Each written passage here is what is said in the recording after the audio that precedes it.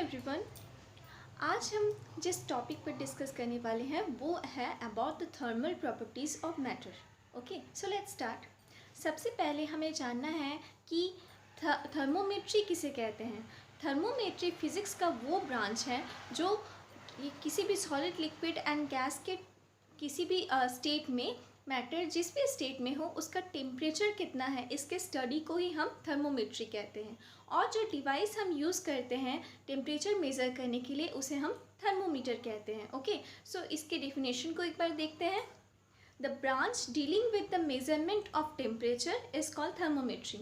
Branch, physics का ऐसा branch जो कि टेम्परेचर मेज़र करने में हेल्प करता है, ऐसे ब्रांच को हम कहेंगे थर्मोमेट्री, ऐसे स्टडी को हम कहेंगे थर्मोमेट्री। ओके, और and the device use to measure are called thermometers. और जो डिवाइस हम यूज़ करते हैं टेम्परेचर मेज़र करने के लिए, उसे हम थर्मोमीटर कहते हैं। Okay, and now next move to the next topic which is about heat. कि हीट क्या है, व्हाट इज़ हीट। गर्म एहसास, यानी कि गर्म, हम कहते हैं कि ये कोल्ड है, ये हॉट है। कैसे हीट को हम फील कैसे कर सकते हैं, what is heat actually, what is heat. Okay, so heat is a form of energy called thermal energy which flows from a higher temperature body to a lower temperature body when they are placed in contact. Okay, so heat एक thermal energy है, heat is also a energy. heat एक energy का ही form है, thermal energy का form. Okay, और ये हमेशा flow करता है हाई टेम्परेचर से लेकर हाई टेम्परेचर बॉडी से लो टेम्परेचर बॉडी। अगर किसी बॉडी में, अगर हम दो कंसेक्यूटिव बॉडीज़ लेंगे जहाँ पर टेम्परेचर, एक बॉडी का टेम्परेचर बहुत ज़्यादा हाई है और दूसरी बॉडी का टेम्परेचर बहुत ज़्यादा लो है, तो टेंडेंसी हीट का हमेशा रहता है कि हाई टेम्परेचर से लो टेम्परेचर की तरफ मूव करने का, अपने आप को कूल डाउन करने का। ओके, सो इसे हम कहते हैं heat. Heat or thermal energy of a body is a sum of kinetic energy of all its constituent particles and account of translation, vibrational and rotational motion.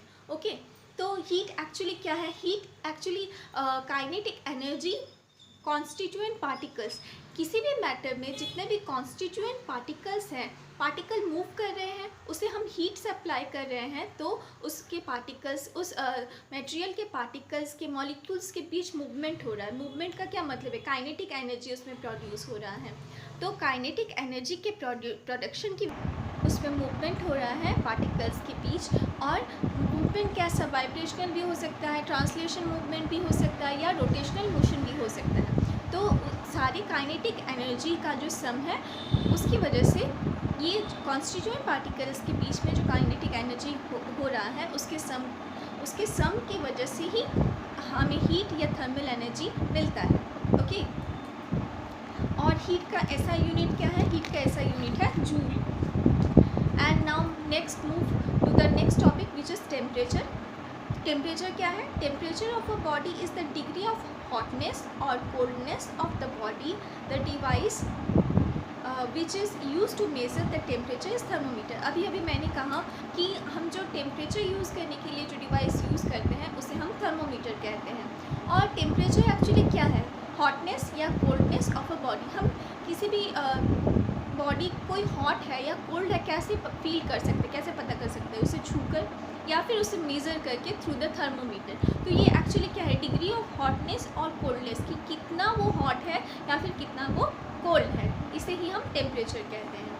Okay, and now about Celsius scale. Actually temperature को measure करने के लिए हम 3 तरह के scales का use करते हैं। First of all Celsius scale, दूसरा है फ़ारेनहाइट स्केल एंड तीसरा है केल्विन स्केल। ओके, तो सबसे पहले हम जानेंगे अबाउट सेल्सियस स्केल कि सेल्सियस स्केल वो कैसा स्केल है, ठीक है, उसके मेजरमेंट हम कैसे कर सकते हैं। In this scale of temperature the melting point of ice is taken as 0 degree Celsius and the boiling point of water as 100 degree Celsius. इस सेल्सियस स्केल में हम 0 डिग्री सेल्सियस पर मेल्टिंग पॉइंट लेते हैं आइस का, and boiling point of water को 100 degree Celsius में calculate करते हैं। Okay, and next is about Fahrenheit scale. Fahrenheit scale को कैसे हम मेजर करते हैं फ़ारेनहाइट स्केल में। In this scale of temperature the melt point of ice is taken as 32 degree Fahrenheit boiling point of water as 112 degree Fahrenheit and the space between these 2 points is equally divided into 180 equal parts। यहाँ ये Celsius scale से totally different है। Fahrenheit scale में यहाँ पर Celsius scale में क्या हो रहा था, मेल्टिंग पॉइंट 0 डिग्री में था और बॉइलिंग पॉइंट 100 डिग्री सेल्सियस में था। फ़ारेनहाइट स्केल में क्या होगा, मेल्टिंग पॉइंट होगा 32 डिग्री फ़ारेनहाइट में। नोट दैट 32 डिग्री फ़ारेनहाइट यहाँ पे इसका मेल्टिंग पॉइंट है आइस का, एंड बॉइलिंग पॉइंट होगा 112 डिग्री फ़ारेनहाइट।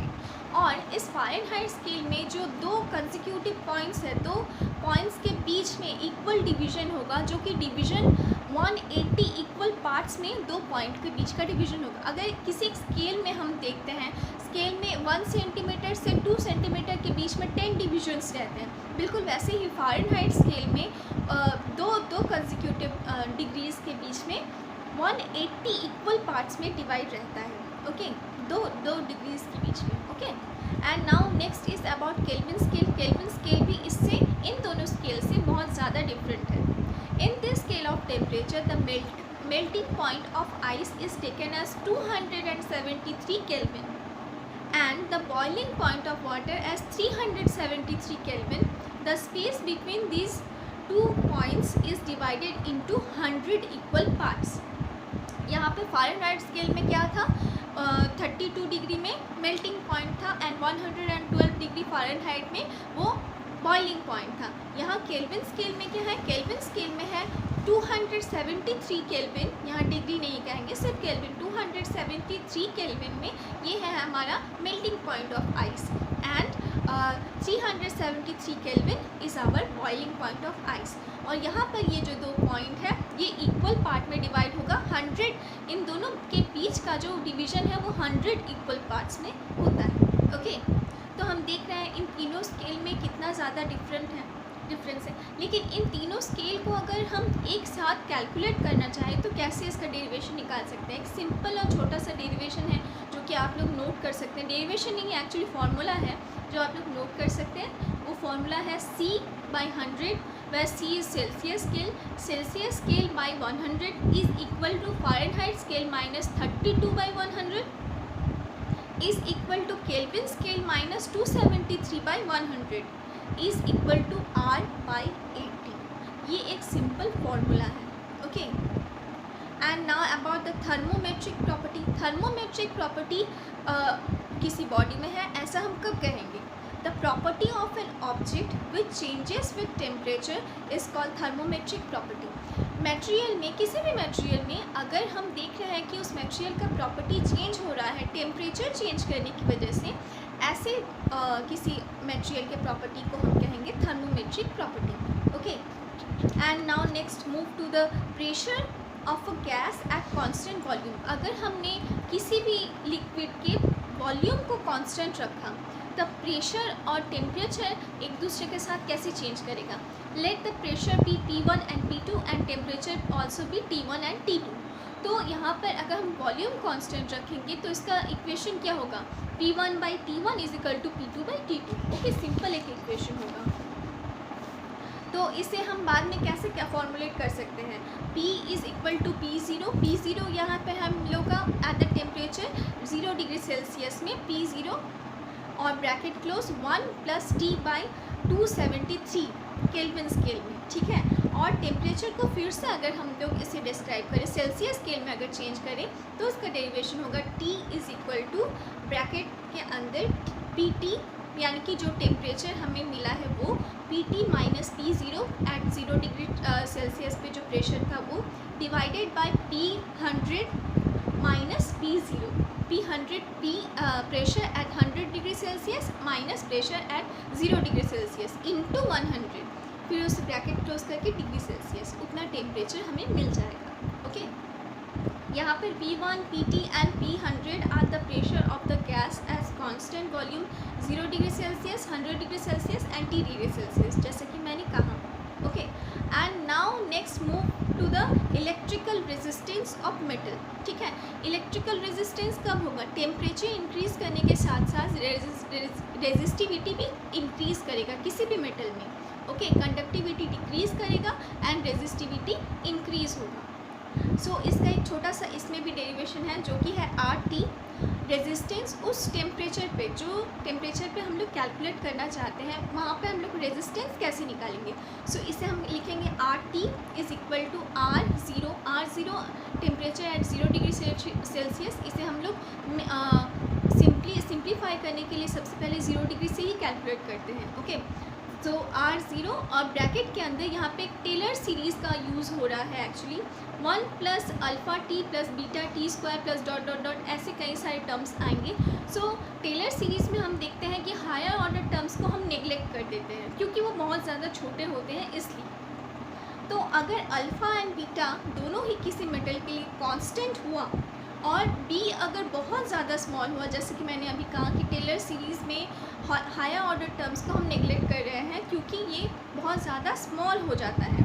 सो हमारा नेक्स्ट इक्वेशन जो आएगा वो इस तरह से प्लॉट होगा। RT यानी कि जिस टेम्परेचर पर हम रेजिस्टेंस ढूंढने की कोशिश निकालने की कोशिश कर रहे हैं वो होगा RT is equal to R0 और ब्रैकेट के अंदर 1 प्लस AT। अल्फ़ा क्या है यहाँ पर हम लोग का टेम्परेचर कोफिशिएंट, उस मटेरियल के लिए टेम्परेचर कोफिशिएंट होगा हमारे यहाँ alpha. And R0 and RT are the resistance at 0 degree Celsius and T degree Celsius, जिस टेम्परेचर पर हमें वो निकालना है वो। ओके, सो इसे हम अगर दूसरी तरह से प्लॉट करना चाहें कि अगर दो रेजिस्टेंस है हमारे पास R1 एंड R2, तब यहाँ पे टेम्परेचर कोफिशिएंट जो अल्फ़ा है वो किस तरह से निकलेगा। यहाँ पर temperature coefficient alpha is equal to R2 minus R1 final resistance minus initial resistance divided by R1 T2 minus R2 T1। Okay, when R1 and R2 are electrical resistance at temperature T1 and T2, जो temperature हम change कर रहे हैं उसकी वजह से resistance भी change हो रहा है।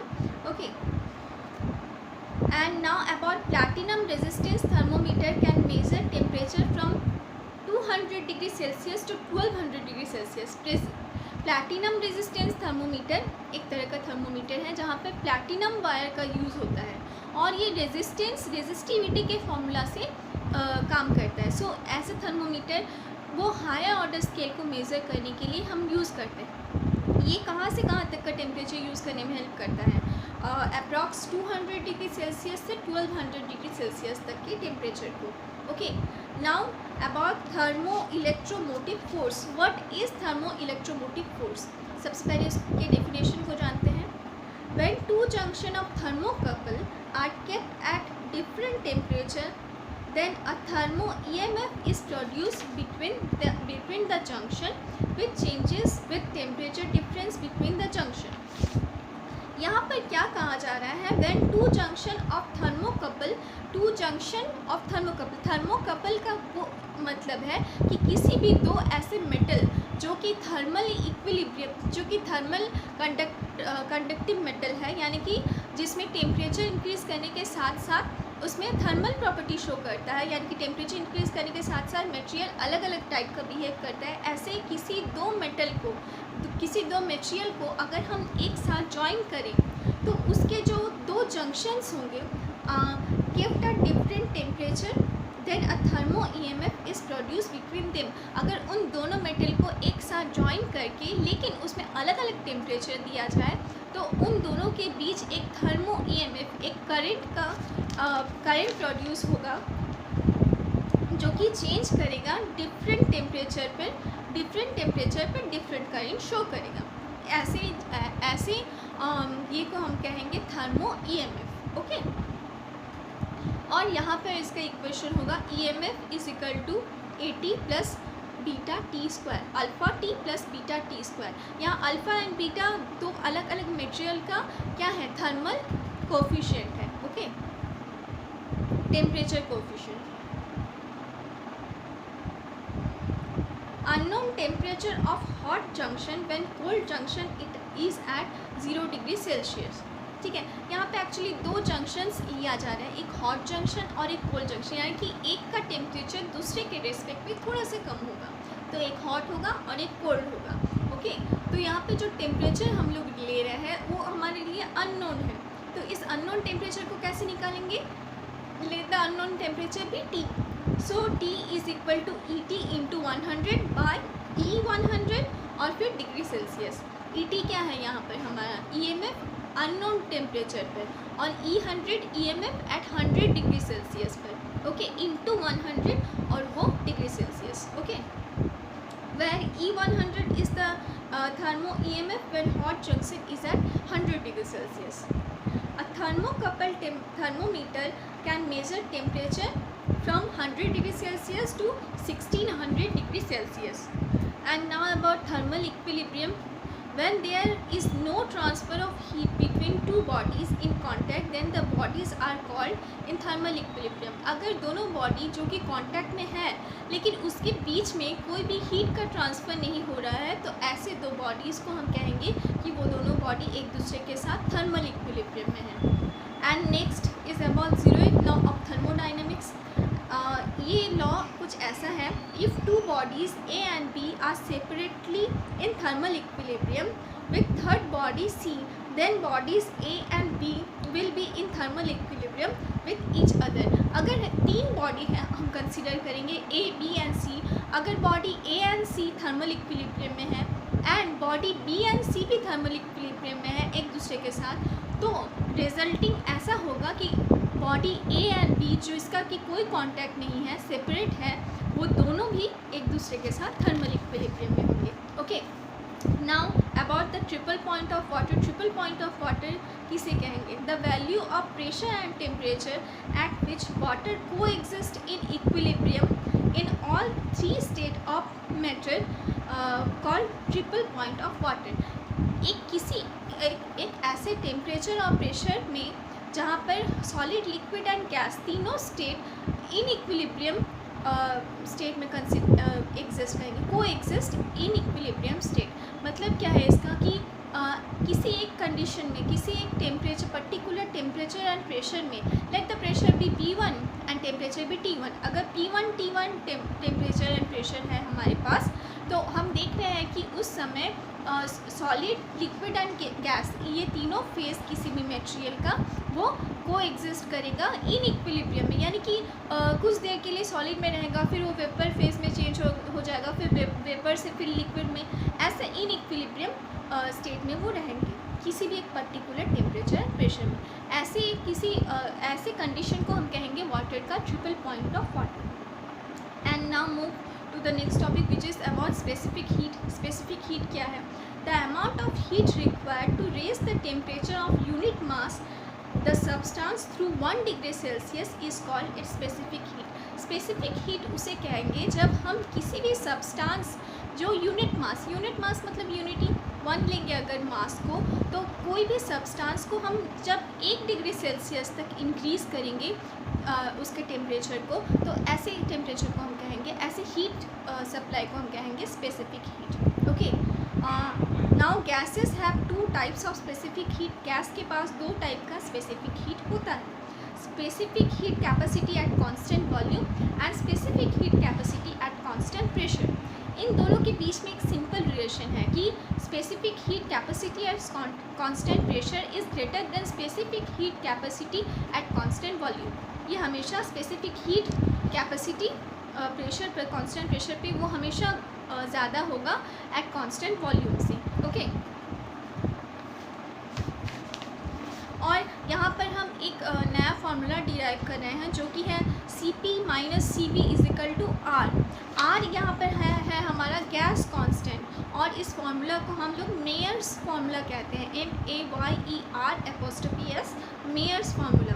और the ratio of 2 principal specific heat of gas are represented by gamma, okay. Gamma से हम लोग स्पेसिफिक हीट की जो रेशियो है उसे हम गामा से डिनोट करते हैं कि gamma is equal to Cp/C। और value of y depends upon the atomicity of gas, यानी कि कितने उस गैस के मॉलिक्यूल्स, उसके गैस के एटम्स के बीच का स्पेस कितना है, एटोमिसिटी कितना है। The amount of heat energy required to change the temperature of any substance is given by Q।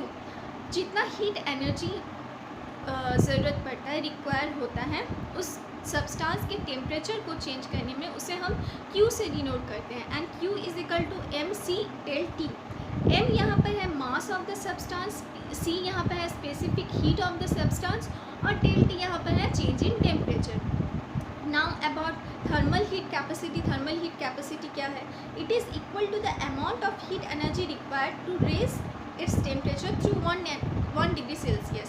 Specific heat क्या था? वहाँ पर भी 1 डिग्री सेल्सियस का ही इंक्रीज़ हो रहा था, लेकिन यूनिट सब्सटेंस के लिए, यूनिट मास के लिए.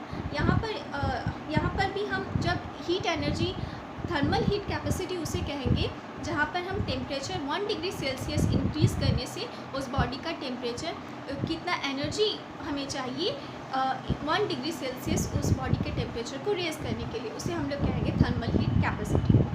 Heat capacity is equal to mc. m is the mass and c is the specific heat of the substance. Okay, and now about latent heat. Latent heat किसे कहेंगे? The heat energy absorbed or released at constant temperature per unit mass for change of state is called latent heat.